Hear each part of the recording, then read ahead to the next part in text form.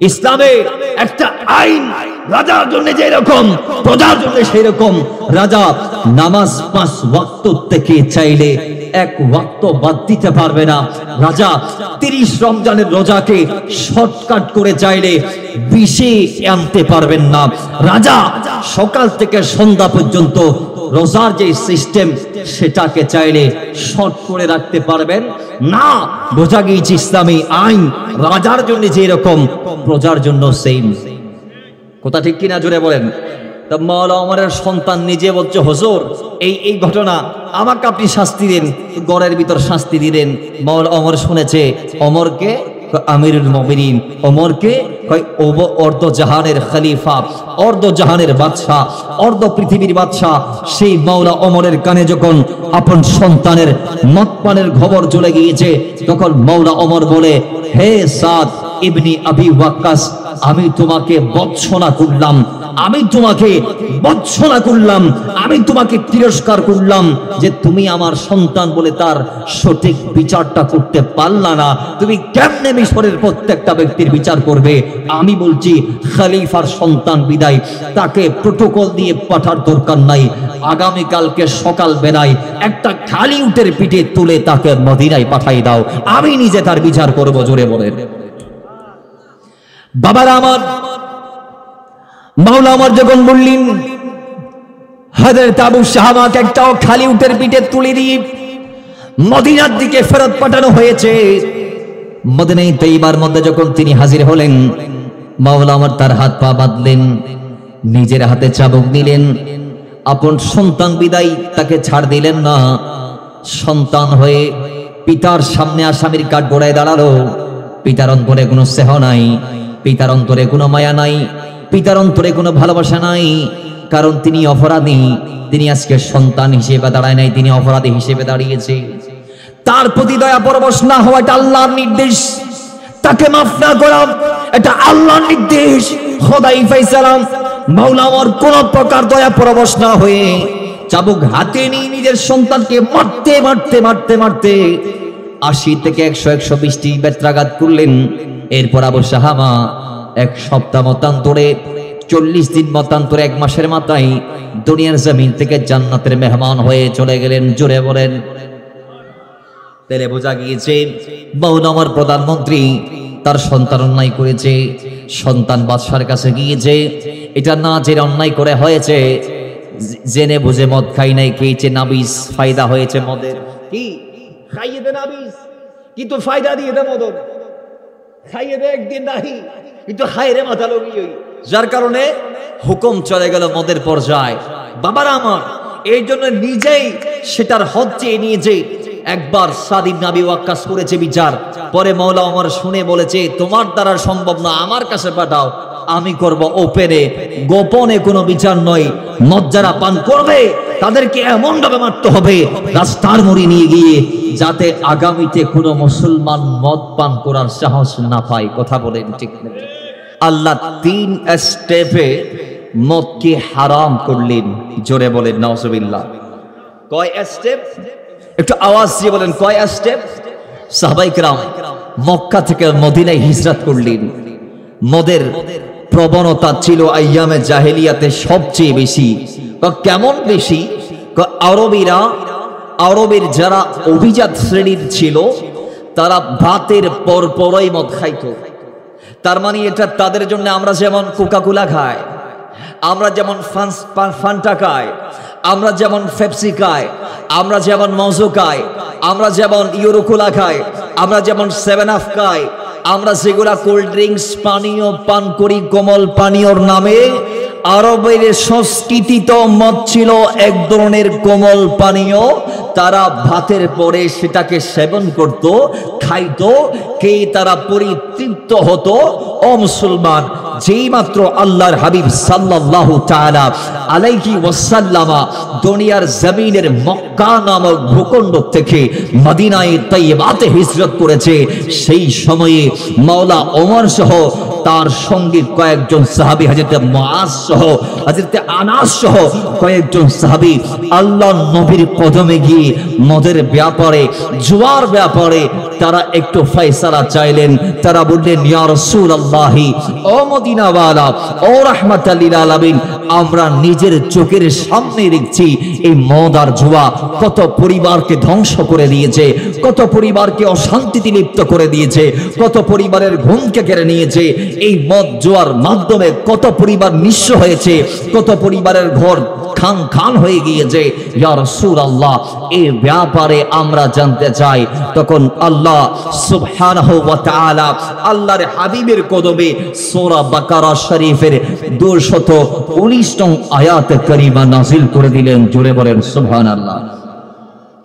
বাবার আমার রব্বুল আলামিন ডাক দিয়ে বলেন, বিসমিল্লাহির রহমানির রহিম, ইয়াসআলুনাকা আনিল খামরি ওয়াল মাইসির। ইয়া রাসূলুল্লাহ, ও মদিনাওয়ালা, রাহমাতাল লিল আলামিন, দয়াল নবী তারা আপনার থেকে জানতে চায়, তারা আপনাকে প্রশ্ন করে, ইয়াসআলুনাকা আনিল খামরি ওয়াল মাইসির। ইয়া রাসূলুল্লাহ, ওমর আপনার থেকে জানতে চাই, মুআজ আপনার থেকে জানতে চাই, আর সাহাবীরা আপনার থেকে জানতে চাই মদ আর জুয়া সম্পর্কে। খামার মানে মদ, মাইসির মানে জুয়া। আল্লাহ রাব্বুল ইজ্জত বলে, ইয়া রাসূলুল্লাহ, ইয়াসআলুনাকা আনিল খামরি ওয়াল মাইসির। নবী আপনার কদমে তার আগে জানতে চেয়েছে মদ আর জুয়া সম্পর্কে। রাসূল আপনি তাদেরকে বলে দিন, কুল ইয়া রাসূলুল্লাহ, আপনি বলে দিন, ফীহিমা ইসমুন কাবীরুন, এটাই হচ্ছে বড় ধরনের অন্যায়, বড় ধরনের গুনাহের কাজ। জোরে বলি নাউজুবিল্লাহ। ফীহিমা ইসমুন কাবীরুন, এটা অনেক বড় অন্যায়, অনেক বড় অন্যায়, এটা অনেক বড় পাপাচার, এটা অনেক বড় গুনাহের কাজ। এরপরে আল্লাহ বলছেন, ওয়া মানাফিউ লিন-নাস, তবে হ্যাঁ, এতে বান্দার কিছু লাভ আছে। নাউজুবিল্লাহ, এতে বান্দার কিছু কি আছে? ফায়দা আছে। তবে আল্লাহ বলছেন, ওয়া ইসমুহুমা আকবারু মিন নাফইহিমা, কয় এটা লাভের চেয়ে, ওয়া ইসমুহুমা আকবারুন, কয় এটা লাভের চেয়ে গুনাহ কিন্তু মাত্রাতিরিক্ত বেশি। এখন আপনি বলবেন, তাহলে হুজুর মদ খাইলেও লাভ আছে? হ্যাঁ, মদ সেবনযোগ্য কখন? যখন মদকে ওষুধ হিসেবে আমাদের ডাক্তাররা আমাদেরকে সাজেস্ট করবেন। কথা বলেন ঠিক কি না? একটু আওয়াজ জোরে বলেন ঠিক কি না? তাও আমাদের সমাজে আমরা বিভিন্ন আমাদের সর্দির সময়, কাশির সময় এলাট্রল ইত্যাদি ইত্যাদি আরো বিভিন্ন ওষুধ ডাক্তাররা আমাদেরকে সেবন করার জন্য দেই কি দেই না? ডাক্তার বলে দেই এটা 1 চামচ খাবা। কয় চামচ? জোরে বলেন না। এটা আবার পুরোপুরি অ্যালকোহল নয়, এটা পুরো মদ নয়, সেখানে হালকা আছে, অ্যালকোহলের হালকা আছে। এটা খেলে ঘুম বেশি হবে, ডাক্তার বলে দিয়েছে। তাহলে বাবার আমার, এটা কখন খাইতে পারবেন? যখন আপনি মুস্তাশফাতে গিয়ে, হাসপাতালে গিয়ে ডাক্তার কর্তৃক আপনি যখন আদিষ্ট হবেন, তখন ডাক্তারের দেওয়া ওষুধ খাইতে পারবেন, মদ নয়। কথা বলেন ঠিক কিনা? এটাই হচ্ছে মদের হালকা লাভ। কিন্তু আল্লাহ বলে, ওয়া ইসমুহুমা আকবার মিন নাফইহিমা, কয় এটার লাভের চেয়ে অলাভটা বেশি, এটার কল্যাণের চেয়ে অকল্যাণটা বেশি, এটার ভালাইয়ের চেয়ে খারাপই বেশি, এটার অত্যন্ত বেশি মারাত্মক গুনাহের কাজ। বাবার আমার, আল্লাহ এইভাবেই প্রথমে বললেন। আল্লাহ প্রথমেই তো বলতে পারতা আজকের পর থেকে মদ খাওয়া যাবে না। আল্লাহর কোরআন আমাদেরকে জানাচ্ছেন না। আল্লাহ রব্বুল ইজ্জত দেখছেন ওই মদিনার মধ্যে প্রত্যেকটা ঘরে ঘরে অলিগলি মদ আছে, সেই মদকে সহজে তারা ছাড়তে পারবে না। এজন্যই আল্লাহ তাদেরকে এমন একটা প্রসেসে আগাই নিয়ে যাচ্ছে, যেই প্রসেসে তারাই একদিন মদ ছাড়তে বাধ্য হবে। জোরে বলেন সুমাল্লাহ। বাড়ি যাবো আরেকখানা বড় করি, আরেকখানা আসতে এজিন হইও সাইবার। দয়াল নবী ইসলাম বলছেন, একবার সুবহানাল্লাহ পাঠ করলে আল্লাহ আপনার জন্য এমন একটা জান্নাতের ব্যবস্থা রেখেছেন, যেই জান্নাত অতিক্রম হতে আপনাকে 500 বছর পাড়ি দিতে হবে।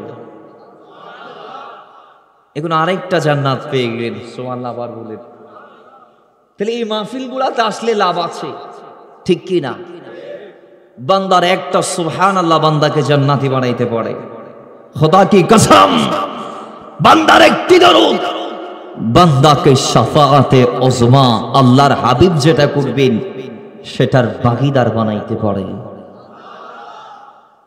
তেরে বাবারা, এই মাহফিলগুলা সমাজে বেশি বেশি করবেন, এগুলাই আমাদের জীবনকে পরিবর্তন করতে পারে।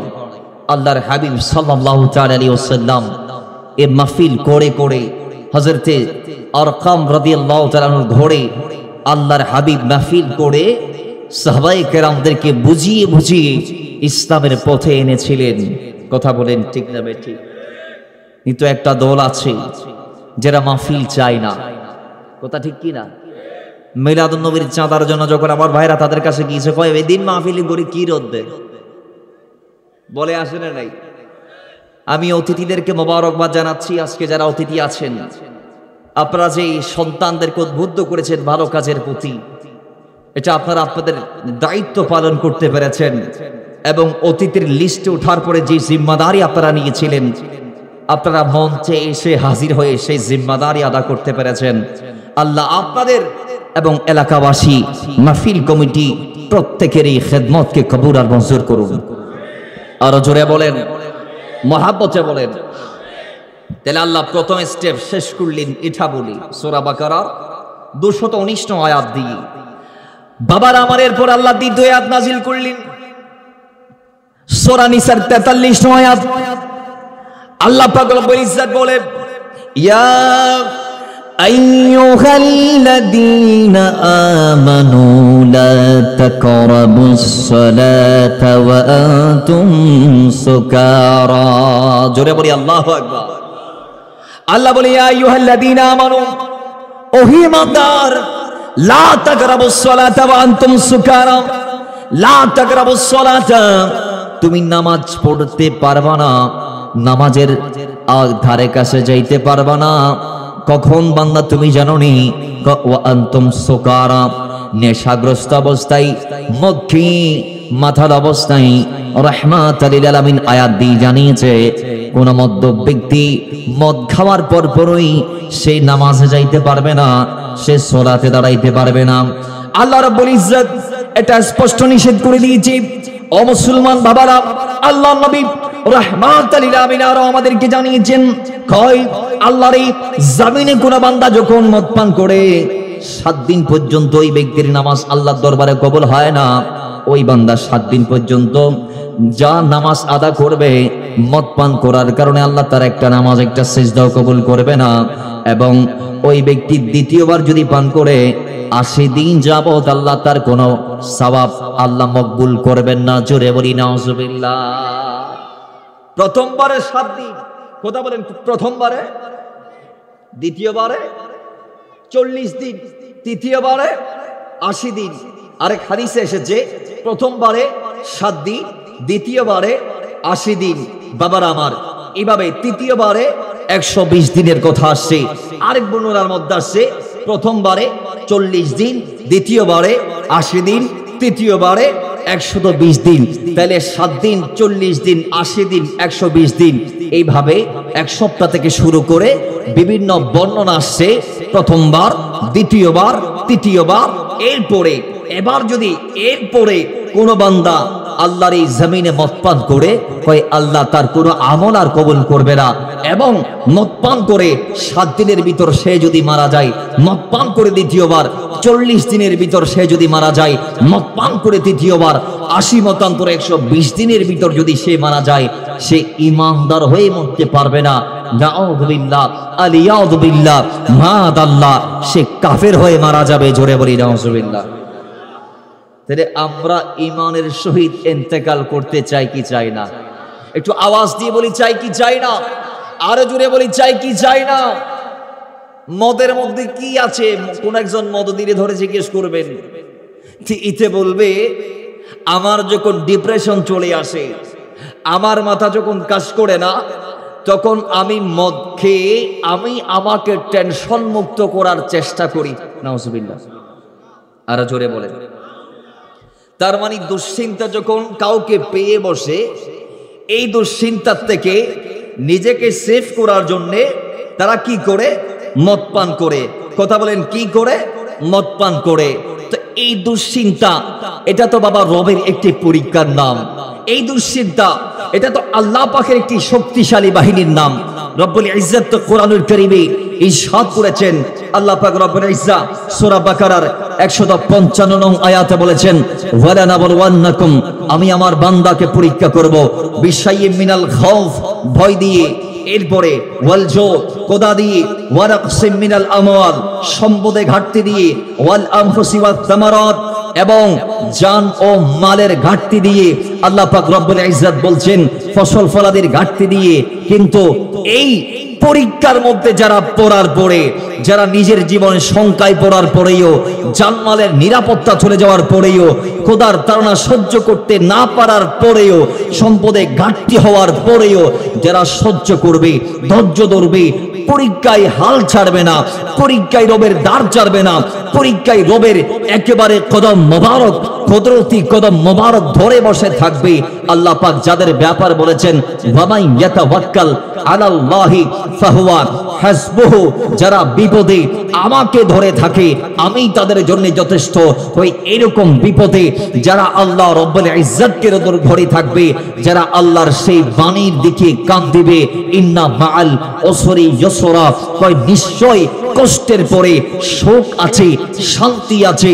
আল্লাহ রাব্বুল ইজ্জতের এই কথাকে সামনে নিয়ে যারা পথ পাড়ি দিবে, বিপদে সবর ইখতিয়ার করবে, ধৈর্য ধারণ করবে, আল্লাহ বলে ওয়াবাশশিরিস সাবিরিন, সেই ধৈর্যশীলদের জন্য শুভ সংবাদ রয়েছে। জোরে বলেন সুবহানাল্লাহ। এই দুশ্চিন্তাগ্রস্ত একজন ব্যক্তির সাথে, একজন ব্যক্তির সঙ্গে হযরত ইব্রাহিম বিন আদহামের দেখা হলো।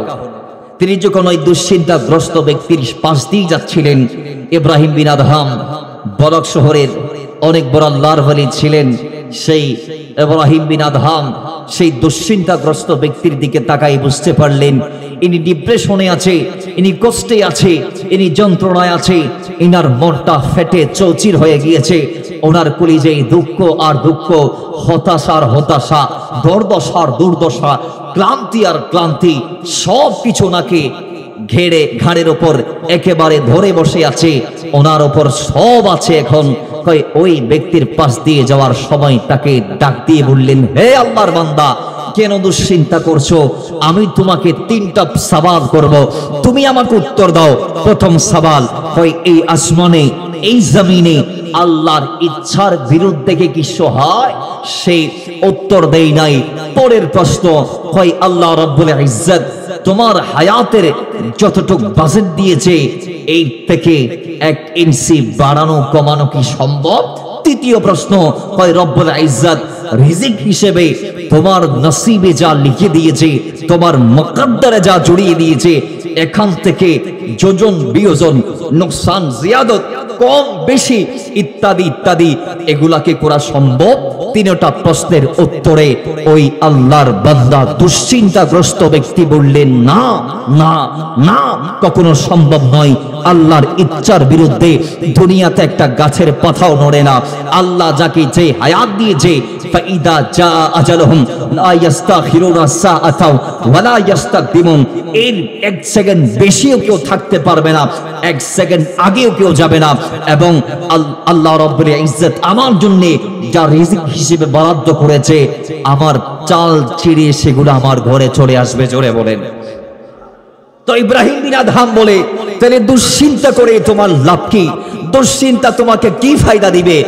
হে আল্লাহর বান্দা, দুশ্চিন্তা যদিও এটা হচ্ছে যদিও একেবারে বস্তুগত জাত নয়, যদিও এটা অনুভূতির জাত, কিন্তু এটা বস্তুগত জাতের চেয়ে বেশি শক্তিশালী। কিভাবে? এই দুশ্চিন্তা হচ্ছে রব্বে করিমের একটি শক্তিশালী বাহিনী, যেটা দিয়ে বান্দাকে মওলা পরীক্ষা করেন এবং বান্দার দারাজাতকে উন্নত করেন। জোরে বলেন। এই কথাকে মওলা আলী আরো গ্রান্টেড করে দিয়েছে। মওলা আলী কি বলেছে? মওলা আলীকে একজন জিজ্ঞেস করলেন যে, হে মওলা আলী, আমি জানতে চাই আল্লাহর সবচেয়ে শক্তিশালী বাহিনী কে? কয় পাহাড় হচ্ছে আল্লাহর শক্তিশালী বাহিনী। এরপরে মাওলা আলী বলছে কয় লোহা পাহাড়কে কেটে ফেলে, বিদায় পাহাড়ের যে লোহা শক্তিশালী, আবার আগুন সেই লোহাকে গলিয়ে ফেলে, এজন্যে আগুন হচ্ছে লোহার সেই শক্তিশালী। কয় আবার পানি ওই আগুনকে নিভিয়ে দেই, এজন্য পানি হচ্ছে আগুনের যে শক্তিশালী। আবার মেঘমালা সেই পানিকে এক জায়গা থেকে আরেক জায়গায় উড়িয়ে নিয়ে যায়, বিদায় মেঘ হচ্ছে পানির যে শক্তিশালী। আবার বাতাস মেঘের যে শক্তিশালী, যেহেতু বাতাসে মেঘকে পরিচালিত করে। কয় আবার মানুষ হচ্ছে বাতাসের সেই শক্তিশালী। কেন? কয় মানুষ হাত দিয়ে কাপড় দিয়ে বাতাসকে আটকিয়ে ফেলে। আবার ঘুম হচ্ছে মানুষের যে শক্তিশালী। কয় যে বান্দা আল্লাহর জমিনে একমাত্র ঘুমের কাছে পরাবত হয়ে যায়, সে যখন ঘুমিয়ে যায় তখন তার আর কোনো কিছুই কাজ করে না, সে একেবারে অন্য জগতে চলে যায়। কয় আবার দুশ্চিন্তা হচ্ছে ঘুমের চেয়ে শক্তিশালী, কারণ ঘুমকে দুশ্চিন্তা একেবারে দূর করে দেয়। ও হে আল্লাহর জমিনের বান্দারা, শোনো শোনো, যেই দুশ্চিন্তা মানুষের ঘুমকে দূর করে পৃথিবীর সবচেয়ে আল্লাহর শ্রেষ্ঠ বাহিনীতে পরিণত হয়েছে, সেই দুশ্চিন্তা আল্লাহ বান্দার ঘাড়ে এমনি এমনি চাপাই দেয় না, বান্দাকে পরীক্ষা করার জন্য চাপাই দেয়। এই দুশ্চিন্তায় পড়ে যদি বান্দা নিজেকে কন্ট্রোল করতে পারে, নিয়ন্ত্রণে রাখতে পারে, ওয়াল্লাহি এর পরবর্তীতে রয়েছে হয় ওয়াল্লাহু আল্লাহ পাক বলছেন ইউহিব্বুস, আল্লাহ পাক বলছেন আমি আল্লাহ যারা বিপদে পড়ে, যারা দুর্দশায় পড়ে, যারা হতাশায় পড়ে, আল্লাহ পাক রব্বুল ইজ্জতের দ্বার যারা ছাড়বে না, হয় আমি আল্লাহ সেই সাবেরদের সাথে আছি। ইন্নাল্লাহা মা'আস সাবিরিন, আমি ধৈর্যশীলদের সাথে আছি। জোরে বলেন সুবহানাল্লাহ। আপনাকে টেনশন মুক্ত করতে পারবে। আওয়াজ জোরে বলেন, আরো জোরে বলেন। তাহলে আমরা সাহায্য চাইবো কার কাছে? আরো জোরে বলি, কার কাছে? আর কিছু আছে? দুশ্চিন্তা নয়, কোনো টেনশন নাই, এটা মনের আনন্দে বলবে মদ খাদ্যে। কথা ঠিক কি না? আচ্ছা, বিয়ের দিন খুশির দিন সবার জানা আছে তো, কথা ঠিক কি না? বিয়ের দিন আমাদের দেশে ম্যাক্সিমাম কোটিপতির ছেলেরা যখন বিয়ে করে, এখানে যে বিদেশি পানির ব্যবস্থা তারা রাখে, খন্দেশি আওয়াজ আসছে কেন? জুড়ে বলেন। এই তারা তো নিয়ে গমলার হদজুর এখানে রাহে দেরি ফোয়াশুয়াইতে আসু করে। আপনার মন চাচ্ছে, বিদায় আপনি কি শরিয়া বহির্ভূত কাজ করতে পারবেন? দুনিয়াতে ফানির কি অভাব আছে যে আপনাকে বাংলা ফানি খাইতে হবে? দুনিয়াতে কোমল পানীয়ের কি অভাব আছে যে আপনাকে বিদেশি পানীয় খাইতে হবে? আল্লাহ পাক সহি সাবাত আমাদের দান করুন। আরো জোরে বলেন, আল্লাহর কসম, আল্লাহর নবী যারা মদ পান করে তাদেরকে অসুস্থ অবস্থায় দেখতে না যাইতে বলেছেন, মরার পরে তাদের চেহারা না দেখতে বলেছেন, ওই বান্দারা মারা গেলে তাদের জানাজায় শরীক না হতে বলেছেন। সেই মদ্য ব্যক্তি কেমন যন্ত্রণা দিয়ে আল্লাহ তাদেরকে কিয়ামতের দিন উঠাইবে। কয় এদের এই অবস্থা হবে যে কবর থেকে যখন তারা উঠবে তাদের থেকে এমন দুর্গন্ধ বের হবে, এমন দুর্গন্ধ বের হবে যা বলে শেষ করা যাবে না।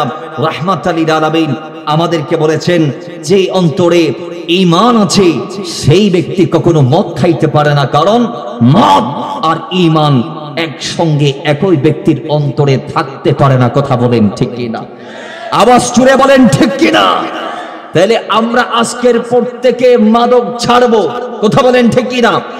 আওয়াজ জুড়ে বলেন ঠিক কিনা?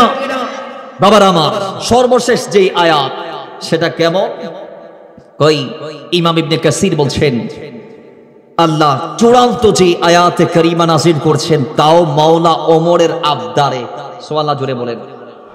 বাবার আমার, মাওলা ওমর কি আল্লাহ সম্মান জানিয়ে মাওলা ওমরের মতকে সমর্থন করে, মাওলা ওমরের মত তথা কথাকে সমর্থন করে রব্বে করিম কোরআনের 3 জায়গায়, কেউ কেউ বলেছেন 7 জায়গায়, কেউ কেউ 20-এর অধিক কথা বলেছেন।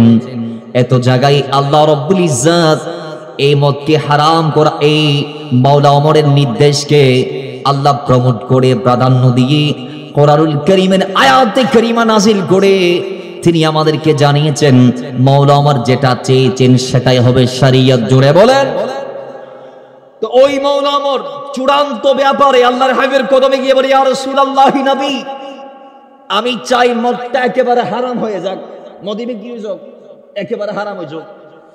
সঙ্গে সঙ্গে আল্লাহ নবী রাহমাতুল লিল আলামিনের কদম আল্লাহ আয়াত নাযিল করলেন সূরা বাকারা শরীফের সূরা মায়েদার 90 নং আয়াত।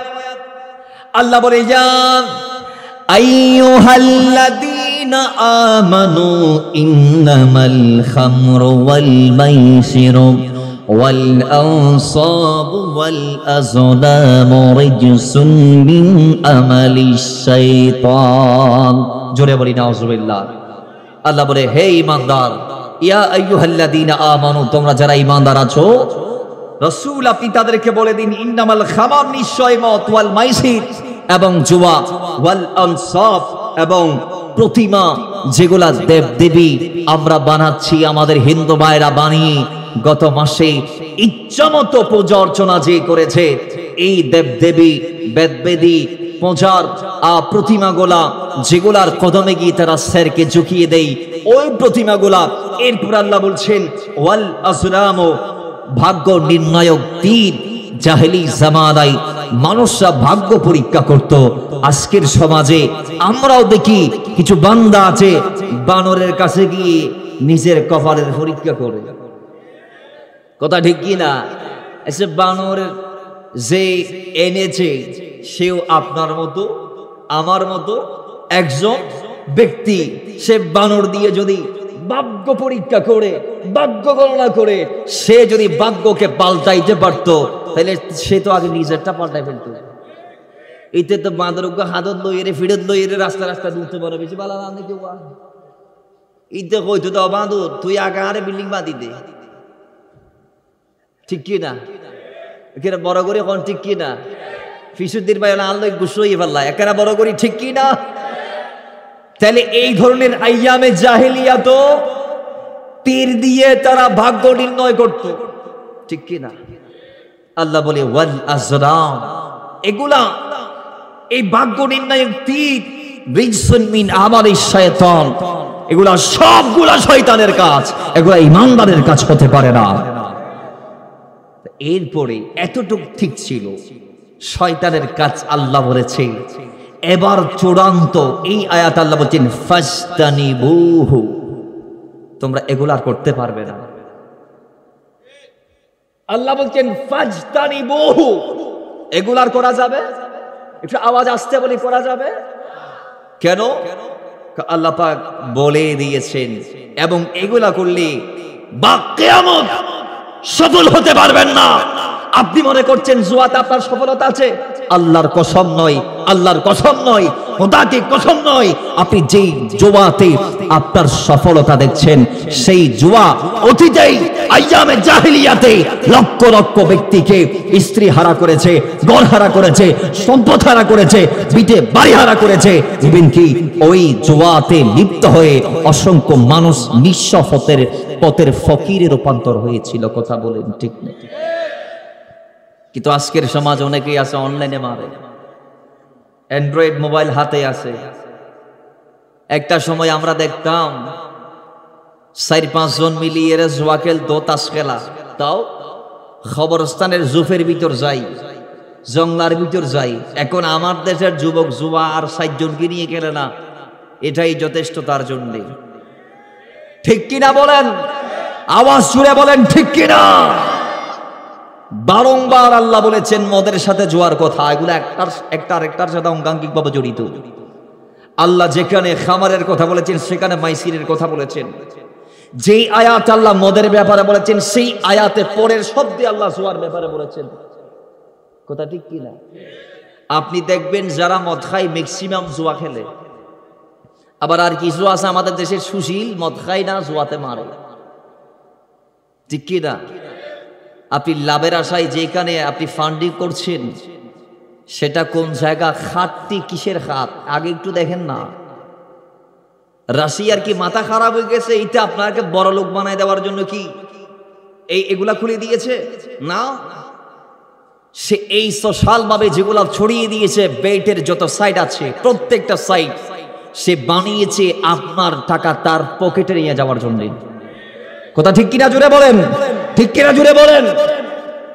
আর আপনি মিয়া না বুঝে সেখানে লাগাচ্ছেন। আমি এমনও দেখেছি অনেক সাজানো গোছানো সংসার জুয়াতে লেগে সব হারিয়ে ফেলেছে, নিজের স্ত্রী স্বামীকে ফেলে চলে গেছে, ঘর ছেড়ে বাড়ি ছেড়ে নিজের ঘরের মধ্যে আর থাকতে পারছেন না। কেউ প্রবাসে চলে গেছে, কেউ শহরে চলে আসছে গ্রাম ছেড়ে। এই গ্রামে গ্রামে যাদেরকে আমরা গ্রামের মানুষ বেশি সহজ সরল মনে করতাম, এগুলা বর্তমানে ম্যাক্সিমাম এগুলাই করছে। কথা ঠিক কিনা জোরে বলেন। বিশেষ করে আমাদের দেশের যুবক, অনেকেই অনেক যুবক লাভের আশায় একটু লাভের চিন্তা মাথায় ঢুকিয়ে তারা নিজের জীবনটাকে শেষ করে দিয়েছে। আচ্ছা বাজান, জুয়া হালাল না হারাম? জোরে বলে হালাল না হারাম? সেই জুয়াতে আপনি আপনার সফলতা খোঁজেন। আল্লাহর হাবিব বলছে ফাস্তানিবুহু, কোরআন দিয়ে এগুলার থেকে দূরে থাকো, লাআল্লাকুম তুফলিহুন, যাতে তোমরা সফল হতে পারো। তার মানে বোঝা গিয়েছে যতক্ষণ আপনি মদ, জুয়া এবং ভাগ্য নির্ণায়ক তীর এবং প্রতিমা নিয়ে পড়ে থাকবেন, আল্লাহর কসম ততক্ষণ আপনার দ্বারে সফলতা ছাড়া দিবে না। যতক্ষণ আপনি সেগুলাকে ত্যায্য করবেন না, পরিত্যাগ করবেন না, সেখান থেকে নিজেকে উদ্ধার করবেন না, রুজু হবেন না সেদিক থেকে, ততক্ষণ সফল আপনি হতে পারবেন না।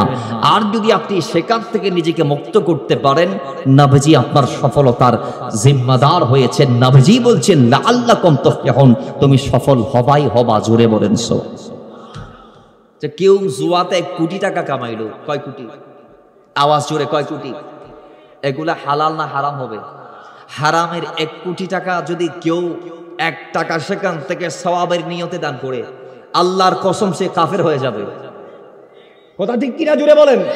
হারামের 1টা টাকা, হোক সেটা সুদের, হোক সেটা ঘুষের, হোক সেটা জুয়ার, হোক সেটা অন্যায়ভাবে সম্পদ ভক্ষণ করে, হারামের 1টা টাকা কোন মুসলমান সওয়াবের নিয়তে দিলে সে কাফের হয়ে যাবে। সেগুলা নিয়ে টয়লেট বাঁধা ছাড়া আর কোনো গতি নাই, সেগুলা নিয়ে রাস্তা বাঁধা ছাড়া আর কোনো গতি নাই।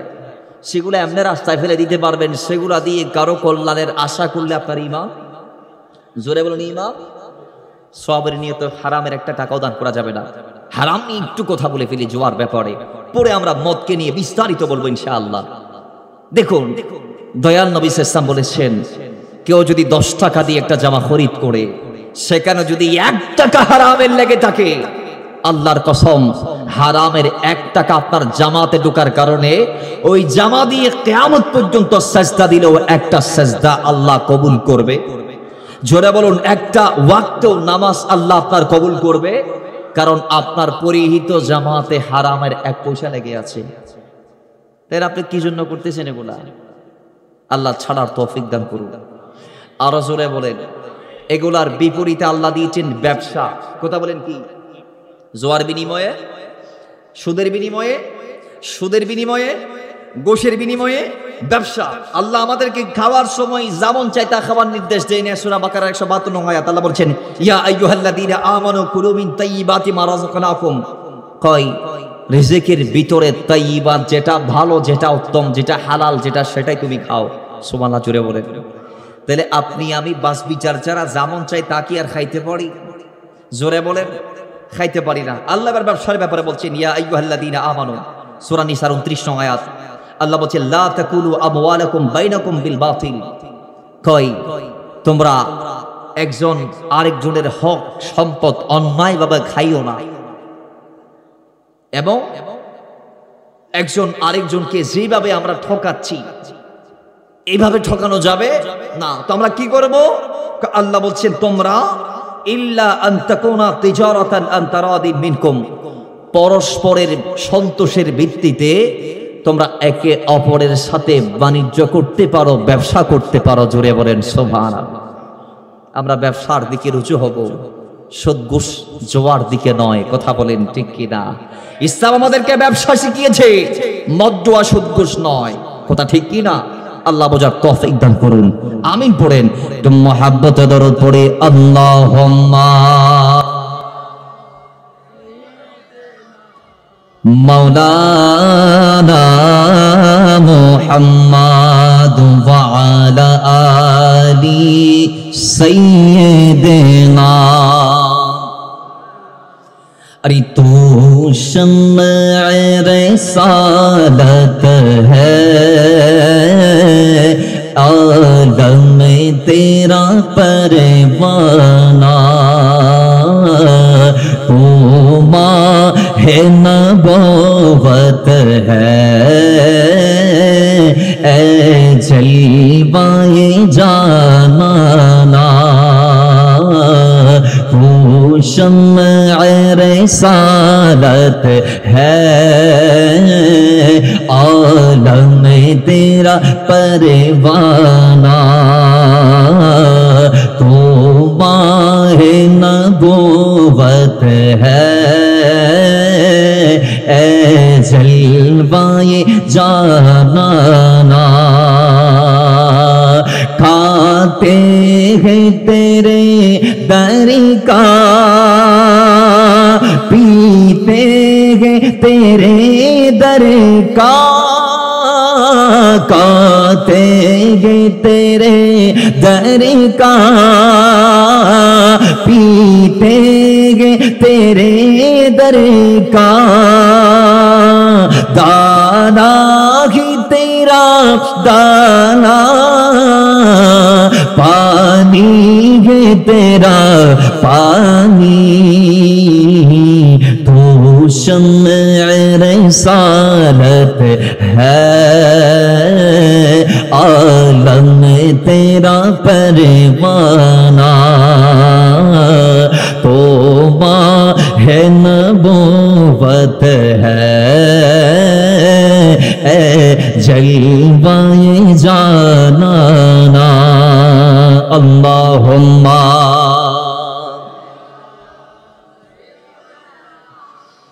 मौलाना मुहम्मद व अला आली।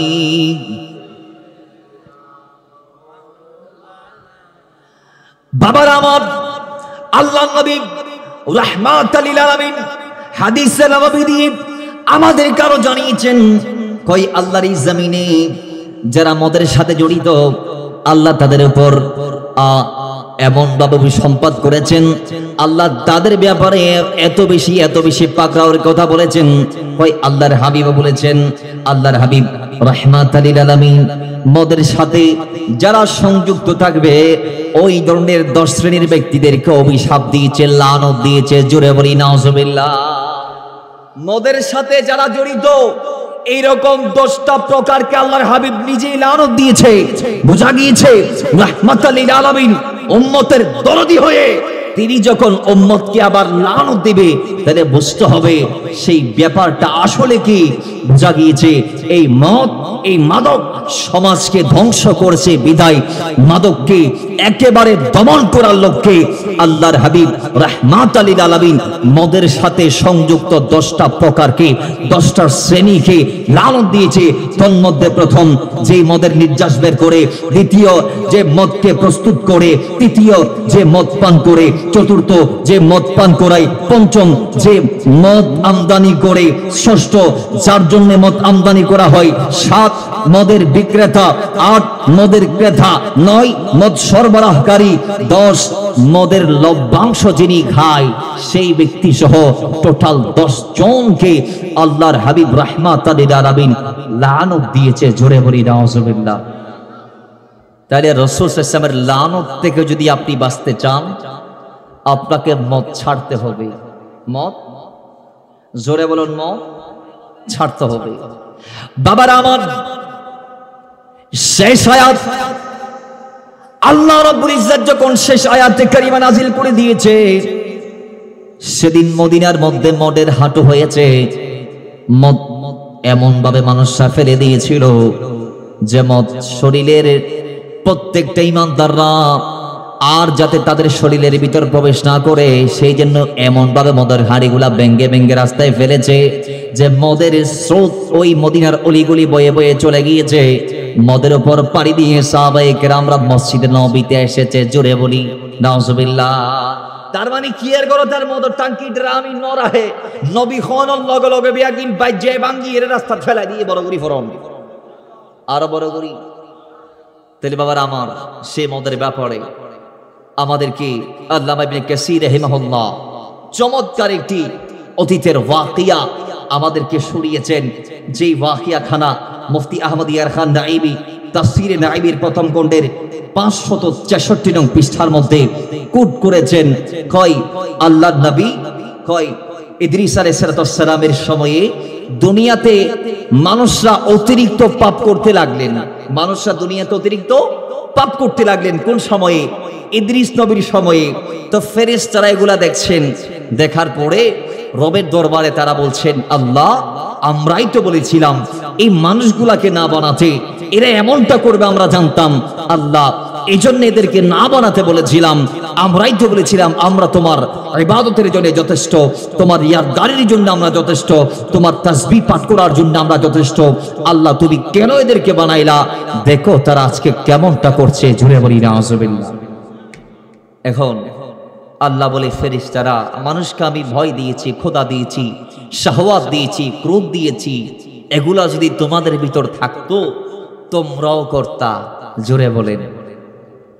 আল্লাহ ফেরেশতাদেরকে বলছেন, ফেরেশতারা মানুষদেরকে যা দিয়েছি এগুলা যদি তোমাদের ভিতর দিতাম তোমরা এগুলা করতা। ফেরেশতারা এখন একেবারে সাধু সেজে গেলেন। আল্লাহ এগুলা কি সম্ভব? আমাদেরকে তো এগুলা দিলেও আমরা অন্যায় করতাম না। জোরে বলেন নাউজুবিল্লাহ। বাবারা আমার, ফেরেশতারা এই কথা বলার পরই আল্লাহ রাব্বুল ইজ্জত ফেরেশতাদেরকে ওপেন চ্যালেঞ্জ ছুড়ে দিলেন, এই ফেরেশতারা তোমরা তোমাদের মাঝখান থেকে দুইজনকে বাছাই করো, যেই দুজনকে মানুষদের যেই দোষগুলো আমি দিয়েছি সেগুলা দিয়ে আমি জমিনের মধ্যে পাঠাইবো, তারা দেখি কি করে আমি দেখব। সমস্ত ফেরেশতাদের ভিতর থেকে দুজন আবেদ ফেরেশতাকে, একেবারে দুজন বুজুর্গ ফেরেশতাকে তারা বাছাই করে আল্লাহর দরবারে সুপর্দ করলেন। একজনের নাম ছিল তন্মধ্যে হারুত, আরেকজনের নাম ছিল মারুত। আল্লাহ বলি, এই হারুত মারুত বেশি কিছু আমি তোদেরকে দিলাম না, দুটা জিনিস দিয়ে আমি তোদেরকে পাঠাবো। একটা হচ্ছে শাহওয়াত, আরেকটা হচ্ছে খোদা। জোরে বলেন। শাহওয়াত মানি কামনা। জোরে বলেন। শাহওয়াত মানি কামনা। কয় আমি আল্লাহ তোমরা ফেরেশতাদেরকে এই শাহওয়াত দিয়ে আমি জমিনে পাঠাবো। এই শাহওয়াতটা শুধু একমাত্র একটা জিনিস, আর কি শোনা, আর কিছু দেওয়ার দরকার নাই। এই শাহওয়াত মানুষদের ভিতর যে একটা মানুষকে পাওয়ার আকুতি কাকুতি মিনতি, এই জিনিসটা দিয়ে আমি তোমাদেরকে দুনিয়াতে পাঠাবো। তোমরা যাও। বেশ কিছু আর আমি তোমাদেরকে দিলাম না, তবে হ্যাঁ এই ফেরেশতারা আমি মানুষদেরকে নসিহত করেছি নবী রাসূলদের মাধ্যমে। নবী রাসূলদের কদমে ফেরেশতা পাঠিয়ে নবী রাসূলদেরকে আমি জানিয়েছি আমার নির্দেশ, আমার আদেশ, আমার প্রত্যাদেশ। আর আমি তোমাদেরকে নসিহত করছি নিজে শোনো, তোমরা কিছু কাজ করতে পারবে না। নাম্বার 1, তোমরা দুনিয়াতে যাওয়ার পরে আমার সাথে কাউকে শরীক করতে পারবা না। 2 নাম্বার, তোমরা দুনিয়াতে যাওয়ার পরে আমি আল্লাহর এই জমিনে হত্যা করতে পারবা না। তোমরা আমার জমিনে যাওয়ার পরে ব্যভিচার করতে পারবা না। এই জিনিসগুলা আমি তোমাদেরকে দায়িত্ব দিয়ে দুনিয়ার জমিনে পাঠাইলাম। শুধু 3টা দায়িত্ব। নাম্বার 1, শরীক করতে পারবা না আমার সাথে কাউকে। নাম্বার 2, কাউকে হত্যা করতে পারবা না।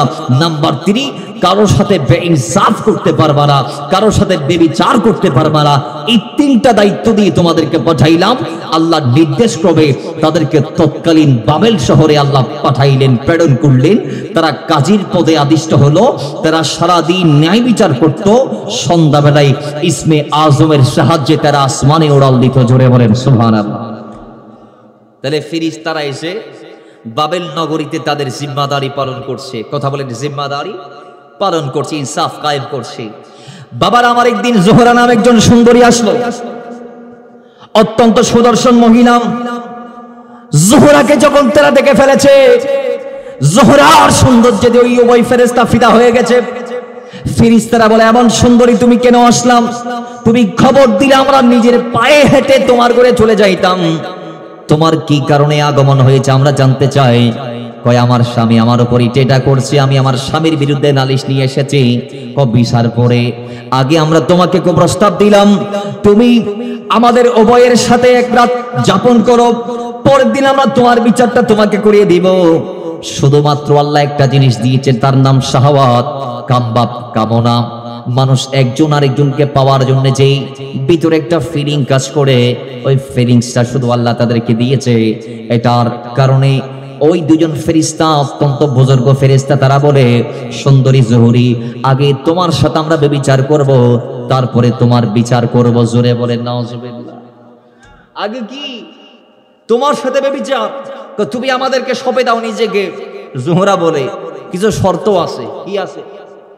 জোরে বলেন কি আছে? বাবার আমার, নারীদেরকে উদ্দেশ্য করে কিছু মেসেজ দিতে চাই।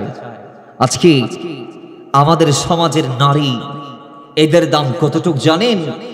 নারী হচ্ছে ওই নারী দুনিয়ার জমিনে আল্লাহ রাব্বুল ইজ্জত, আল্লাহর এই জমিনে রব্বে করিম যত নবী আর রাসূলদেরকে পাঠিয়েছেন, প্রত্যেকটা নবী রাসূলকে কোন না কোন নারী তাদের পেটে ধারণ করেছে। কথা বলেন ঠিক না? তার মানে এরা অত্যন্ত দামি জাত পাক। যুগে যুগে কালে কালে যাদের শান ও মান ইজ্জত আবরুর কথা আল্লাহ আসমানি কিতাবগুলাতে বলেছে, মায়ের আসনে বসিয়ে। জোরে বলেন সুবহানাল্লাহ। আল্লাহর নবীজি বলেছেন, শুধু কোরআনে নয়, তাওরাতে নয়, ইনজিলে নয়, জাবুরে নয়, যত সাহিফা এসেছে, যত নবী রাসূল এসেছে, প্রত্যেকটা নবী রাসূলদের আল্লাহ তাদের উপর যে সাহিফাগুলা দিয়েছিল, প্রত্যেকটা সাহিফাতে রব্বে করিম নারীদের মর্যাদার কথা উল্লেখ করেছে, মাদের মর্যাদার কথা উল্লেখ করেছে। ও আমার নারীরা, মাথায় রাখবেন, আপনাদের জিন্দগির প্রত্যেকটা সেকেন্ডের দাম আছে।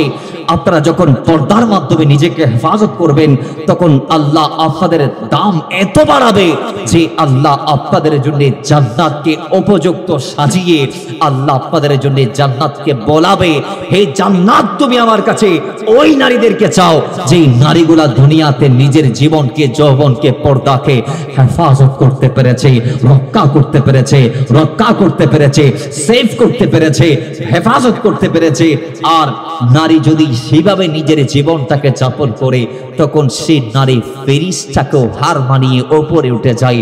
আর নারী যখন পর্দা ছেড়ে বেপরদায় বাইকের পিছনে উঠে ঘোরাঘুরি করে, পর্দাকে ছেড়ে দিয়ে স্কুল কলেজের ক্যাম্পাসগুলোতে যখন বন্ধু বান্ধবদের সাথে আড্ডায় নারী যখন মেতে ওঠে, নারী যখন পর্দাকে ছেড়ে দিয়ে চাচতো ভাই, মামতো ভাই, খালাতো ভাই, জ্যাঠাতো ভাই, ইভেন কি বন্ধু বান্ধবদের প্রেমের ফাঁদে জালে আটকে যায়, তখন সেই নারী এত নিচে নামে যে তাহতা সারাকেও ভেদ করে সে আরো নিচে চলে যায়। কথা বলেন ঠিক না বেটি?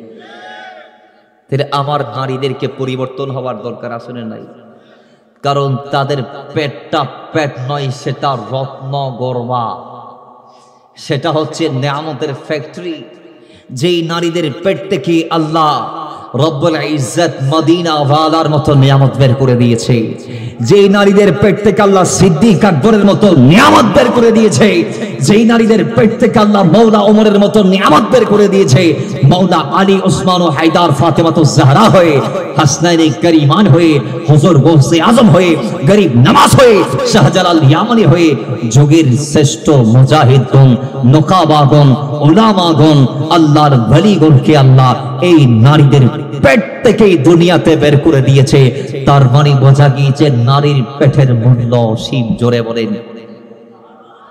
আমার দেশের নারীদেরকে পর্দার ভিতর থাকার দরকার আছে না নাই? জোরে বলেন। আছে।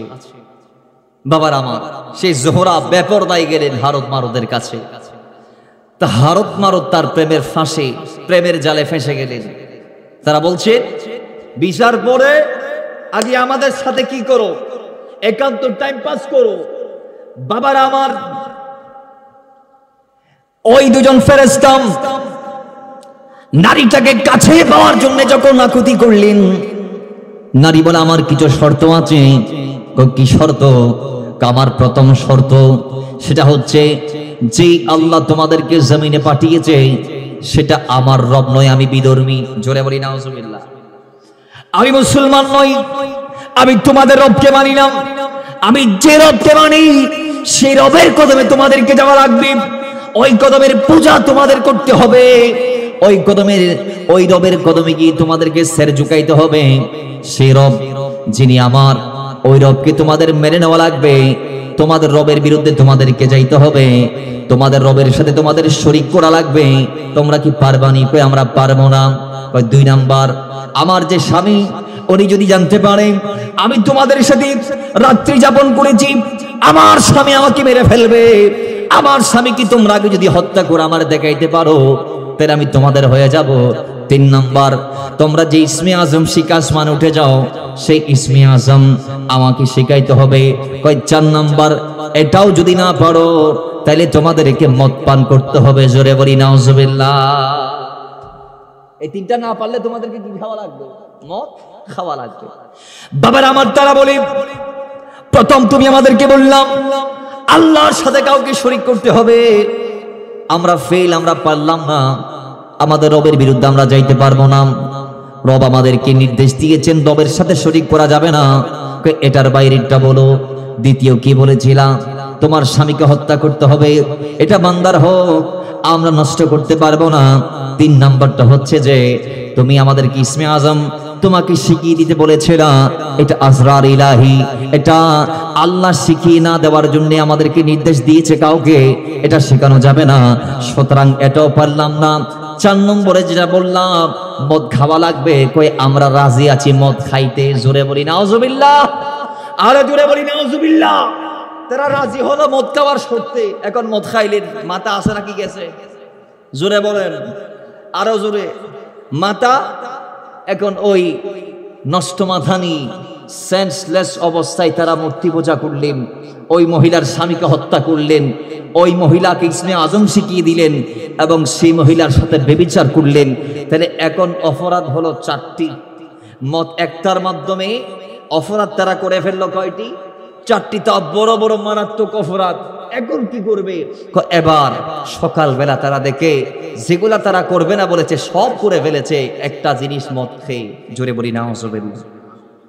তারা লজ্জিত হয়ে গেল, তাদের কারণে পুরো মালায়েকা কুল লজ্জিত হয়ে গেল। আল্লাহ, আমরা মনে করেছিলাম শুধু মানুষ অন্যায় করে, ফেরেশতাদেরকে মানবীয় দোষগুণ দিলে তারা অন্যায় করবে না। আল্লাহ, আমরা আমাদের কথাকে ফিরিয়ে নিলাম, আমরা আমাদের কথাকে রুজু করলাম, আমরা প্রত্যাবর্তন করলাম আমাদের দাবি থেকে। আল্লাহ, আমরা মেনে নিয়েছি ফেরেশতারাও মানবীয় দোষগুণ যদি তাদেরকে দেওয়া হয় তারাও গুনাহ করবে। এখন ওই দুজন হারত মারত কাঁদতে কাঁদতে চোখের পানি ছেড়ে দিয়ে বলে, আল্লাহ, আমরা চাই না কিয়ামতের মাঠে তুমি আমাদেরকে লক্ষ লক্ষ নবী রাসূল উম্মত এবং तमाम ফেরেশতাদের সামনে লজ্জা দিবে। আল্লাহ, এটা আমরা সহ্য করতে পারবো না। আল্লাহ, আমরা চাই কিয়ামতের আগ তক তুমি আমাদেরকে শাস্তি দাও, সেই শাস্তিকে আমরা মাথা পেতে নিব এবং এই শাস্তির মাধ্যমে কিয়ামতের মাটি আমাদেরকে পূত পবিত্র করে তুলবা, গুনাহমুক্ত করে তুলবা। জোরে বলেন সুবহানাল্লাহ। আল্লাহ তাদের দোয়া কবুল করেছে, তাদেরকে নির্দিষ্ট একটা কূপে বন্দী করেছে। আল্লাহর কসম, আজও তাদের শাস্তি চলমান। কিয়ামতের আগ তক ওই ফেরেশতাদেরকে আল্লাহ মারবে, অন্য ফেরেশতাদের মাধ্যমে তাদের শাস্তি সেইভাবেই চলছে। তাহলে বোঝা গিয়েছে আল্লামা ইবনে কাসির সহ আল্লামা মুফতি আহমদ ইয়ার খান নাইমি সহ তারা তাদের নিজ নিজ তাফসিরে নাইমি এবং তাফসিরে ইবনে কাসিরের মধ্যে তারা উল্লেখ করেছেন যে এই মদ এমন একটি মারাত্মক চিজ, যে মদ বান্দা খাওয়ার পরে বান্দার শেষ ঠিক থাকে না, বান্দা কি বলতে কি বলে ফেলে। এই মদকেই তো হযরতে মুহাম্মদ বিন হারুন বালখি নিজের মাকে থাপ্পড় মেরে আগুনের মধ্যে ফালাই হত্যা করেছিল। নাউযুবিল্লাহি মিন যালিক। তো সুতরাং বোঝা গিয়েছে এই মদ আমাদের জন্য অপকর্মের জন্য একটি চাবিকাঠি। দুনিয়ার জমিনে যত অপকর্ম আছে মদ খাওয়ার পরে বান্দা চাইলে সব কটা করতে পারে। যেমন ওই যে সন্তান বান্দার জমিনে ঘুমের ঘোরে নিজের মাকে ছুরি দিয়ে মেরে ফেলেছে আঘাত করে, সেই সন্তানকে জাগ্রত অবস্থায় হুঁশ ঠিক থাকা অবস্থায় যদি বলা হয় তোর মাকে মার, 1 লক্ষ টাকা দেব, আল্লাহর কসম সেই মদ্যপ সন্তানও মারবে না। কিন্তু সে যখন মদকে মাতাল হয়ে গেছে, সে তার মাকে মারতে 1 সেকেন্ড ভাবে নাই। কথা বলে না। তাহলে এগুলা ছাড়ার দরকার আছে না নাই? একটু জোরে বলেন। সর্বশেষ একটি ওয়াকিয়া আমাদের ব্যাপারে, যে ওয়াকিয়া আল্লামা ইমাম ইবনে হাজম তিনি বলেছেন যে ওয়াকিয়াটো মুসান্নাফ আব্দুর রাজ্জাকের মধ্যে এসেছে, হযরত ওমরের একজন সন্তান ছিল, নাম ছিল আবু শাহামা। নাম কি ছিল? জোরে বলুন, নাম আবু শাহামা। আমাদের দেশের একদল বক্তা আছে যারা নিজেকে আহলে সুন্নাত ওয়াল জামাতের মত আর পথ থেকে সরিয়ে শিয়াবাদের দিকে নিজেকে লেলিয়ে দিয়েছে। তারা আবু শাহামার ব্যাপারে ঘৃণ্য মন্তব্য করে, জোরে বলি নাউজুবিল্লাহ, ভিন্ন ভিন্ন কথা বলে, বানিয়ে বানিয়ে উদ্ভট কথা বলে ইবনে জাওজির কানে যখন তাদের কথাগুলা গেল, ইবনে জাওজি উত্তর দিচ্ছেন এইভাবে যে মাওলা ওমরের আরেকজন সন্তানের বরাত দিয়ে সনদ সহ একেবারে, জোরে বলেন সুবহানাল্লাহ। ইমাম ইবনে জাওজি বলছেন, মুসান্নাফ আব্দুর রাজ্জাকও এসেছে, কয় আবু শাহামা তিনি মুসলিম সেনাবাহিনীর হয়ে তিনি একটা জায়গায় গেলেন যুদ্ধ করার জন্যে। কথা বলেন, কোথায় গেলেন? যুদ্ধ করার জন্যে একটা জায়গায় গেলেন। সেই জায়গাটার নাম অসংখ্য কিতাবে মিশর বলে উল্লেখ করা হয়েছে। কি বলে? একটু জোরে বলেন, কি বলে? মিশর বলে উল্লেখ করা হয়েছে। তো হযরতে আবু শাহামা রাদিয়াল্লাহু তাআলা যখন মিশর গেলেন, মিশর যাওয়ার পরে হযরতে আবু শাহামা মিশরে গিয়ে মুসলিম সেনাবাহিনীর হয়ে যুদ্ধ করলেন। যুদ্ধ করে বিজয় অর্জন করার পরে রাতের বেলায় তার আপন বন্ধুকে নিয়ে তিনি নাবিজ পান করলেন, মদ নয়। কথা বলেন, মদ নয়। মদ একটা কথা, নাবিজ আরেকটা কথা। খেজুর এবং দুধকে ভিজিয়ে একদিন রেখে যখন আপনি খাবেন, সেটা আপনার শরীরে শক্তি যোগাবে, সেটাকে নাবিজ বলা হয়। আর সেটা যদি আপনি 3 দিনের অধিক রাখবেন, সেটা মদ হয়ে যাবে। সেটা কি হয়ে যাবে?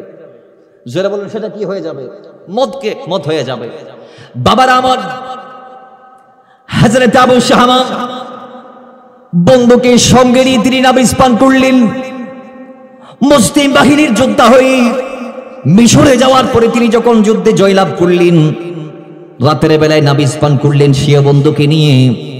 যুদ্ধ শেষ হলো। যুদ্ধ শেষ হওয়ার পরই রাতের বেলা নাবিজকে তারা কিছুটা মাতাল হয়ে গেলেন। তারা বিভিন্ন কাজ করলেন, তারা সেন্সলেস হয়ে গেলেন, মস্তিষ্ক তাদের অনুকূল আর ছিল না। ওই সময় তারা মাতাল অবস্থায় মাতলামি করেছে। সকালবেলা যখন তাদের হুঁশ ফিরে এসেছে, তারা এবার সেই জায়গার মুসলমানদের যিনি শাসক ছিল হযরতে সাদ বিন আবি ওয়াক্কাসের কদমে গেলেন।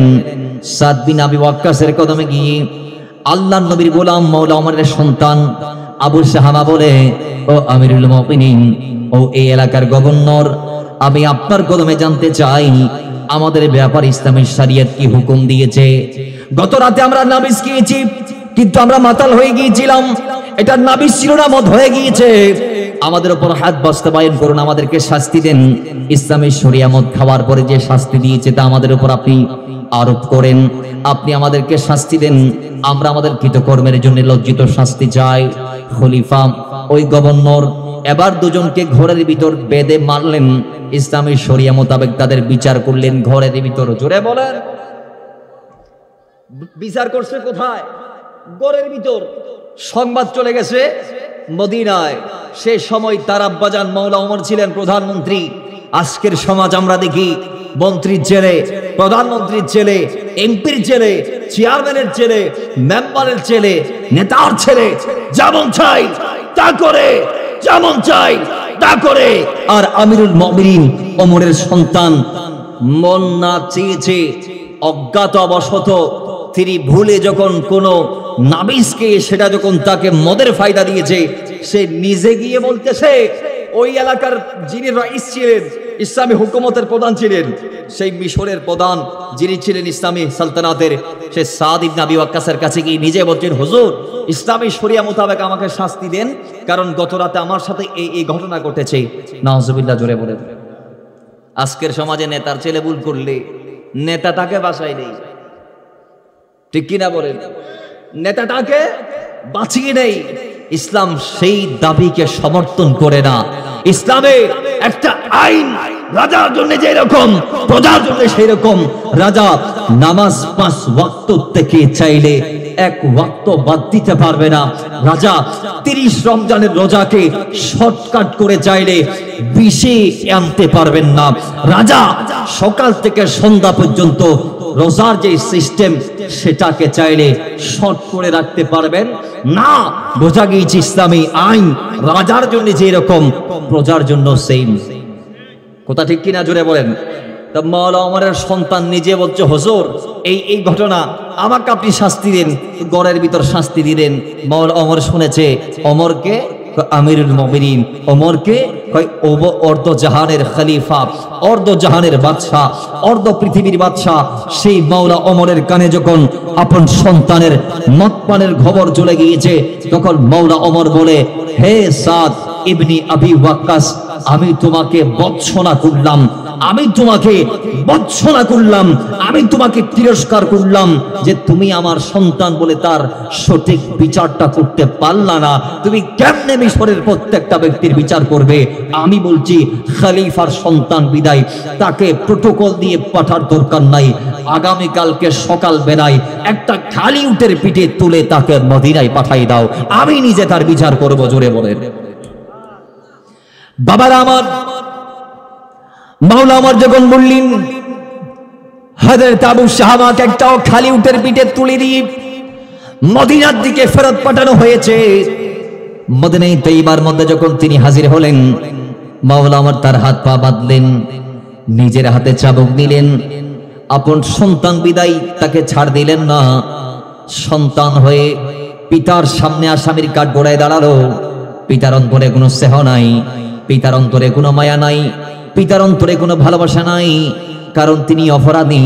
তিনি আজকে সন্তান হিসেবে দাঁড়ায় নাই, তিনি অপরাধী হিসেবে দাঁড়িয়েছে।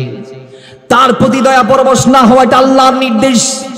তাকে মাফ না করা এটা আল্লাহর নির্দেশ, খোদাই ফয়সালা। মাওলা আমার কোন প্রকার দয়া পরবশ না হয়ে চাবুক হাতে নিয়ে নিজের সন্তানকে মারতে মারতে মারতে মারতে 80 থেকে 100-120টি বেত্রাঘাত করলেন। এরপর আবু শাহামা 1 সপ্তাহ মতান্তরে, 40 দিন মতান্তরে, 1 মাসের মাথায় দুনিয়ার জমিন থেকে জান্নাতের মেহমান হয়ে চলে গেলেন। জোরে বলেন।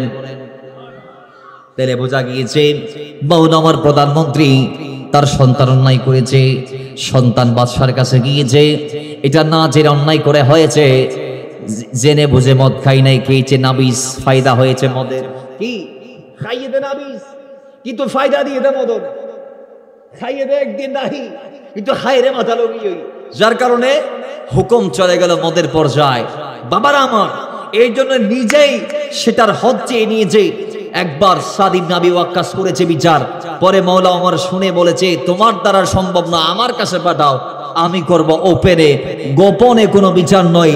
মদ যারা পান করবে তাদেরকে এমন ভাবে মারতে হবে রাস্তার মোড়ে নিয়ে গিয়ে, যাতে আগামীতে কোনো মুসলমান মদ পান করার সাহস না পায়। কথা বলেন ঠিক না? তাহলে মাওলা ওমর নিজের সন্তানকে ছাড়ে নাই। সেটা আপনার জন্য শিক্ষা, আমার জন্য শিক্ষা, যে কিয়ামতের আগ পর্যন্ত ইমানদারদের জন্য শিক্ষা। আপনার কোনো ভাই, আপনার কোনো বাবা, আপনার কোনো সন্তানও যদি মদের দ্বারস্থ হয়, আপনার তো মাওলা ওমরের ভূমিকায় থাকার দরকার আছে না নাই? জোরে বলেন। আল্লাহ আমাদের সমাজকে মাদক মুক্ত করুন। আর জোরে বলেন তো মহাব্বতে দরুদ পাক পড়ি, আল্লাহুম্মা সাল্লি মাওলানা মুহাম্মাদ আলি সাইয়্যিদিনা। আমরা আমাদের দ্বিতীয় বিষয় লামাযহাবীদের ব্যাপারে আমরা 10 থেকে 15 মিনিট কিংবা তারও কম সময়ে ক্লিয়ার করব। আপনারা শুনতে রাজি আছেন কিনা? আমাদের সমাজে একটা দল বের হয়েছে যারা নিজেকে আহলে হাদিস দাবি করে, নিজেকে আহলে হাদিস পরিচয় দেয়। আছে না নাই? আছে। তারা আমাদের ভাই, আমরা তাদেরকে স্নেহ করি, তাদেরকে আমরা সম্মান করি, তাদের জন্য দোয়া করি আল্লাহ যেন তাদেরকে হেদায়েত দেয়, আহলে সুন্নাহ ওয়াল জামাতে ফিরে আসার তৌফিক দান করে। আরো জোরে বলেন। মাথায় রাখবেন, আমরা কাউকে গালি দিব এটা আমাদের স্বভাব নয়।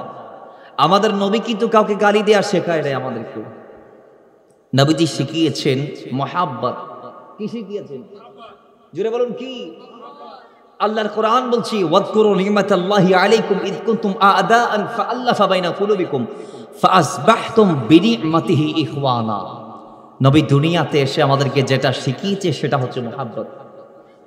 সেটা মহাব্বত।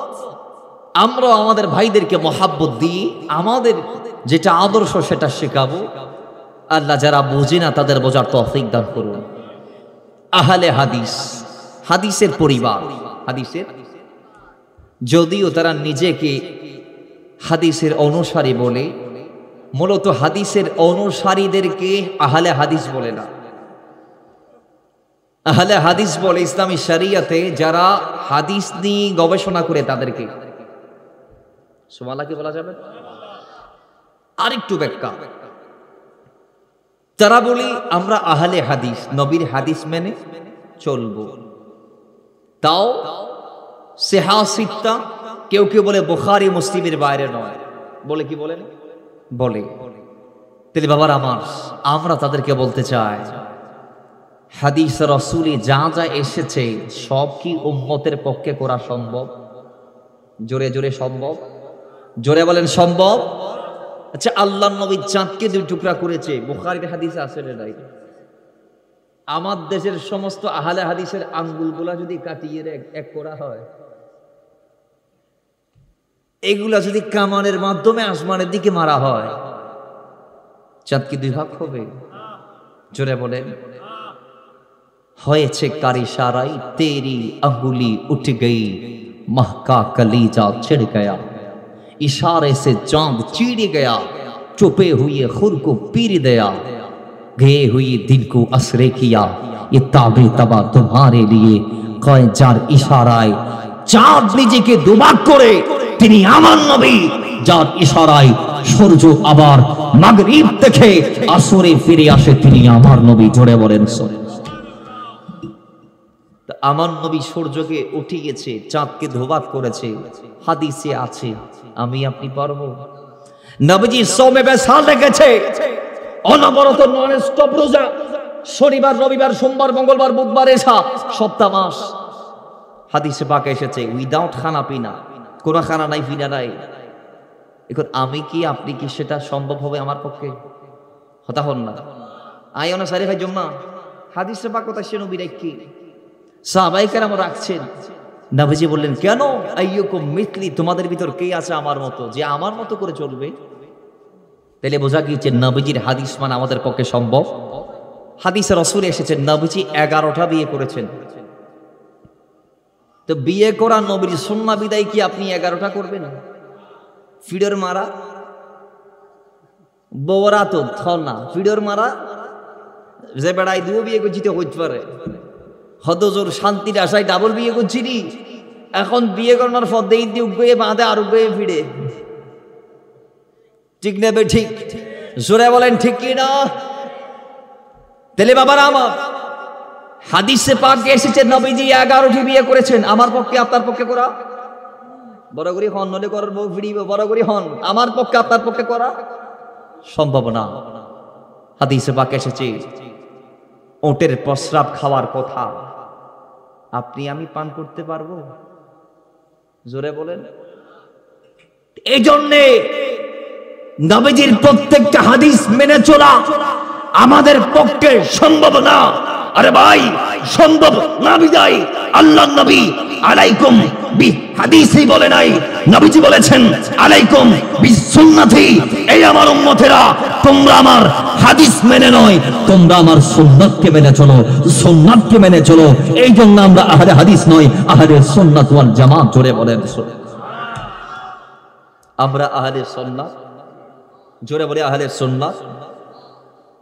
আমাদের দেশের আহলে হাদিস যারা আছে তাদেরকে 1 লক্ষ টাকার চ্যালেঞ্জ, যদি একটা হাদিস দেখাতে পারেন নবীজি বলেছেন আলাইকুম বিহাদিসি, তোমরা আমার হাদিস মেনে চলো। একটা হাদিস দেখাতে পারলে 1 লক্ষ টাকা ক্যাশে নগদে আমি দেব। নবীজি বলে নাই, বলেছেন আলাইকুম বিসুন্নতি, তোমরা আমার সুন্নতকে মানো। কি কথা হন না, কি মানো? সুন্নতকে মানো। আমাদের দেশের যারা আহলে হাদিস আছে, এত বেশি এদের ভিতর কিছু এত বেশি উশৃঙ্খল ব্যক্তিরা আছে যে মন গড়া যেটা মন চেয়েছে তারা সেটাকে মাযহাব বানিয়ে দিচ্ছে, আবার ইমাম আজমের মাযহাবকে অস্বীকার করতেছে।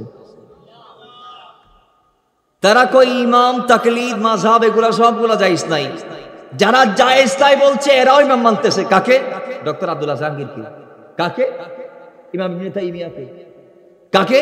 আব্দুল্লাহ হাবনাসদিকে। তারাও মানতেছে।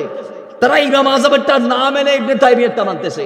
তারা ইমাম আজমেরটা না মেনে আব্দুল্লাহ জাহাঙ্গীরটা মানতেছে।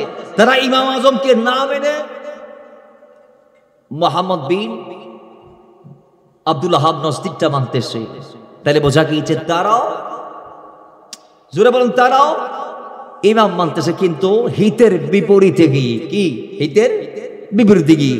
তাদের কয়েকটা দাবির ভিতর দুটা দাবি আমাকে আমার ভাইয়েরা বলেছেন ক্লিয়ার করতে। একটা হচ্ছে নামাজে বুকের ওপর হাত বাঁধা যে তাদের দাবি, এই দাবির ব্যাপারে। এবং আরেকটা হচ্ছে যে নামাজে আমিন জোরে বলার প্রসঙ্গে। এই দুটা জিনিস 5 মিনিটের ভিতরে আমরা ক্লিয়ার করব। বাবারা আমার দেখেন, হযরতে ইমাম মুনযি রাহিমাহুল্লাহ তিনি নাভির নিচে হাত বাঁধার যে হাদিস আমরা যেটা করছি, সেই হাদিসের ব্যাপারে তিনি বলেছেন, হযরতে তাবেঈ সুফিয়ান সাউরীর বরাতে ইমাম বুখারীর ওস্তাদ ইসহাক ইবনে রাবিয়া এই আমলের ব্যাপারে তিনি বলেছেন, ইমাম ইসহাক বলছেন নাভির নিচে হাত বাঁধার যে হাদিস আছে সেই হাদিসটা অত্যন্ত শক্তিশালী। এভাবে এসেছে যে ইমাম মুনজির বলছেন, ওয়াবিহি ক্বালা সুফিয়ানু আস-সাউরী ওয়া ইসহাকু ওয়া ক্বালা ইসহাকু তাহতা সুররাতি আকওয়া ফিল হাদিস। কয় নাভির নিচে হাত বাঁধার যে হাদিস আছে, নামাজের নিয়তের ক্ষেত্রে, হাত বাঁধার ক্ষেত্রে এটাই হচ্ছে সবচেয়ে বেশি মজবুত। জোরে বলেন সুবহানাল্লাহ। আমার দেশের আহলে হাদিসরা বুকের উপর হাত বাঁধে। কথা বলেন কোথায়? আল্লাহর কসম, কোন মাযহাবের ইমাম বুকের উপর হাত বাঁধাকে তাদের জন্য পছন্দ করে নাই। হানফি আমরা যারা আছি এবং হাম্বলি, দুটা মাযহাবে নাভির নিচে হাত বাঁধাকে তারা পছন্দ করেছে। এবং ইমাম শাফিঈ বুকের নিচে হাত বাঁধাকে পছন্দ করেছে, বুকের উপর নয়। খড়ে খড়ে বুকের নিচে, বুকের উপর হাত বাঁধাকে কোন মাযহাবের ইমাম, জোরে বলেন, কোন মাযহাবের ইমাম পছন্দ করে নাই। এবং ইমাম হযরতে ফকি আল্লামা সারাখসি রাহমাতুল্লাহ আলাইহি বলেছেন, হয় বুকের উপর হাত বাঁধা এটা আহলে কিতাবদের সাথে সদৃশ্য হয়ে যায়। আহলে কিতাব মানে খ্রিস্টান হন, কতক্ষণ কি হল বড় করে হন, ইতারা প্রেয়ার করে দেয় বুকুর দিয়ে হাত বাঁধিয়ে রে, হয়তো বরং বুকুর দিয়ে হাত বাঁধিলে আর প্রেয়ারই ইতার আল্লাহ কি হয়ে যায়, একেবারে সাদৃশ্যপূর্ণ হয়ে যায়। এতাল্লাই ইমাম আহমদ ইবনে হাম্বল সহ ইমাম আজম সহ অসংখ্য মাযহাবের ইমামগণ নাভির নিচের হাদিসটাকে তারা নিজেদের জন্য এবং তাদের মাযহাব অবলম্বন যারা করছে তাদের জন্য পছন্দ করেছেন। ইমাম শাফি বলেছেন বুকের নিচে, বুকের উপর, জোরে বলেন বুকের উপর। আরেকটা কই বাবার আমার, আমরা নামাজে আমিন বলি আসতে, হানফিরা আমিন বলি, আর আমাদের দেশের যারা আছে আহলে হাদিস মসজিদের সাঁধ উড়াই নিয়ে যায়, ঠিক কি না? এন ভাবে আমিন হদ বাজি নোয়া হন ইমাম আইলে ইতে দূরত বন্ধ যাবে দিয়ে একেবারে 5 মিনিটের লাই হার্ট অ্যাটাক করে মারাও যাইতে পারে, ঠিক কি না? এত বিশাল আমিন, এটা বুলেটের চেয়ে আরো পাওয়ারফুল। একজন রাজনীতিবিদ বলেছিল আমরা করোনার সেই শক্তিশালী, এরা কিন্তু বুলেটের চেয়ে শক্তিশালী। যারা মসজিদের ভিতর ভুরুদ করিয়ে এরা বলি দেয় আমিন বলে আসেন নাই, জোরে বলেন না, আর একটু জোরে। এরকম যারা করে এদের জন্য কই হানাফিদের মতে প্রত্যেকটা নামাজে, ইমাম হোক মুক্তাদি হোক, প্রকাশ্য নামাজ হোক গোপন নামাজ হোক, যেভাবে পড়বে আমিন আসতে বলাটা হানাফি মাযহাবের নিয়ম। জোরে বলেন। এটা কেন? এটা একটা মুস্তাহাব বিষয়, এটা একটা মুস্তাহাব বিষয়, এবং এই বিষয়টাকে কোরআন ও হাদিসে কিভাবে দেখা হয়েছে আপনি যদি একটু দেখেন, আপনি দেখবেন ইমাম বুখারী সহিহ বুখারীতে কোট করেছেন হাদিস কানা, ওয়াকালা আতাউন, বিখ্যাত তাবি হযরতে ইমাম আতা বলেছেন, আমিনুন আমিনুন দুআ, আমিনা দুআউন, কই আমরা যেটা আমিন পড়ি, নামাজ আমরা যেটা আমিন পড়ি, এটা বুখারী শরীফের প্রথম খণ্ডের 156 পৃষ্ঠার মধ্যে এসেছে। তো আমরা নামাজে যেটা আমিন পাঠ করি, আমিনটা হচ্ছে দোয়া। দোয়া এদের দলিল ইমাম বুখারীরটা মানে, তারা আর কোন হাদিস মানে না। ইমাম বুখারী শরীফের প্রথম খণ্ডের 156 পৃষ্ঠায় বলছে, কালা আমিনু দোয়া, আমিন এটা কি? দোয়া, আমিন দোয়া। তো দোয়া কিভাবে করতে হবে? কয় দোয়া কিভাবে করতে হবে? আল্লাহ বলছেন, উদউ রাব্বাকুম তাদাররুআন ওয়া খুফিয়াতান, কুরআনুল কারীমের সূরা আরাফের 55 নং আয়াত আল্লাহ বলছে, উদউ রাব্বাকুম, তোমরা রবের কাছে দোয়া করো। কিভাবে? কয় তাদাররুআন, বিনয়ের সাথে, ওয়া খুফিয়াতান, নিচু স্বরে। জোরে বলেন সুবহানাল্লাহ। গলারে হতাহন, গলারে। 2 নাম্বার দলিল আল্লাহ পাক বলছেন সূরা বাকারার 186 নং আয়াতে, ওয়া ইযা সাআলাকা ইবাদি আন্নী ফাইন্নী করিব। আল্লাহর হাবিবের কদমে যখন সাহাবায়ে কেরাম গিয়ে আল্লাহর ঠিকানা জানতে চাইলেন, তখন আল্লাহর হাবিব উত্তরে বললেন যে আল্লাহর কাছে ফরিয়াদ করতে গেলে তোমরা দূরত্ব এটাকে মাথায় রেখে বলছো না, সমস্যা নাই। ফাইন্নী করিব, যে আল্লাহর কাছে তোমরা ফরিয়াদ করো, যার ইবাদত তোমরা করো, ওই রব তোমাদের নিকটেই আছেন। ওই রব, তোমরা যখন সেই রবকে ডাক দিবা, উজিবু দাওয়াতাদ দাঈ ইজা দাআনি, তোমরা যখন ওই রবের কাছে দোয়া করবা, তখন রব তোমাদের দোয়াকে পরিপূর্ণ করে দিবে। তাকে উচ্চ স্বরে ডাকার দরকার নাই। সেই রব ফাইন্নী করিব, তোমাদের নিকটে আছে। তো যেই রব নিকটে আছে, সেই রবকে গলা ফাটাই আমিন বলার দরকার আছে? জোরে বলেন।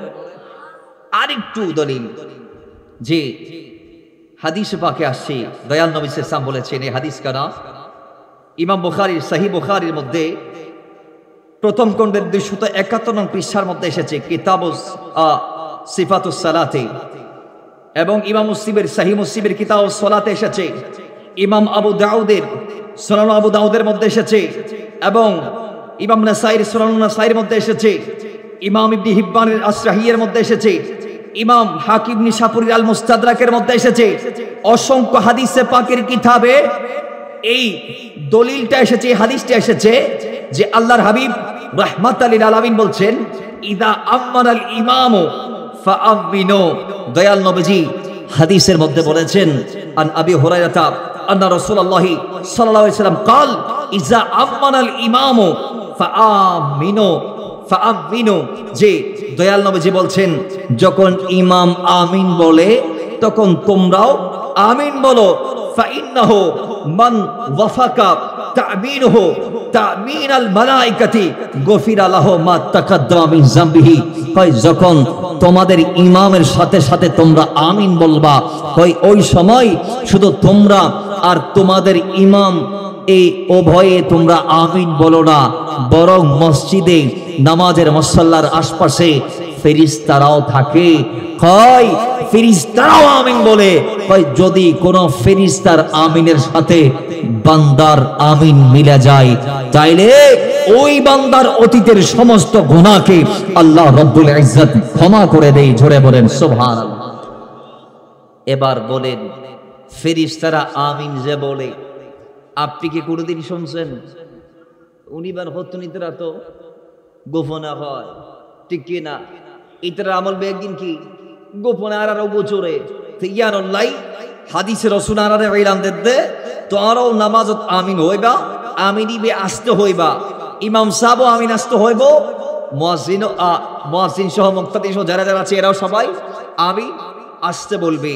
এবার আসেন আরেকটা হাদিস, আল্লামা হাকিম নিশাপুরী রাহমাতুল্লাহ আলাইহি হাদিস কানা অসংখ্য কিতাবে এসেছে, যে হাদিসের মধ্যে হযরতে ওয়াইল ইবনে হাজর আমাদেরকে জানাচ্ছে, কয় তিনি আল্লাহর নবীজির পিছনে নামাজে দাঁড়াইলেন। কয় আমি আল্লাহর নবীকে দেখেছি, আল্লাহর নবী যখন গায়রিল মাগদুবি আলাইহিম ওয়ালাদ-দাল্লিন বললেন, তখন আমিন নামক যে একটা শব্দ আছে, দাল্লিনের পরে রাসূল সাল্লাল্লাহু আলাইহি ওয়াসাল্লাম সেটাকে একেবারে গোপন রাখলেন। জোরে বলেন, আর একটু জোরে বলেন। নবীজি আমিনকে কি করলেন? একেবারে গোপন রাখলেন। সাহাবায়ে কেরাম সেই আমিনটা গোপনে বলেছেন। এজন্য আমরাও আমিনটাকে গোপনে বলি, আমাদের ইমামরাও আমিনটাকে গোপনে বলে। আল্লাহ পাক রব্বুল ইজ্জত আমাদের যারা বোঝে না তাদেরকে বোঝার তৌফিক দান করুন, আমিন। মাথায় রাখবেন, জোশে হুঁশ হারানো কোনো অবস্থাতে সমীচীন নয়, উচিত নয়। আল্লাহ পাক আমাদেরকে চোখ কান খোলা রেখে আমল করার তৌফিক দান করুন।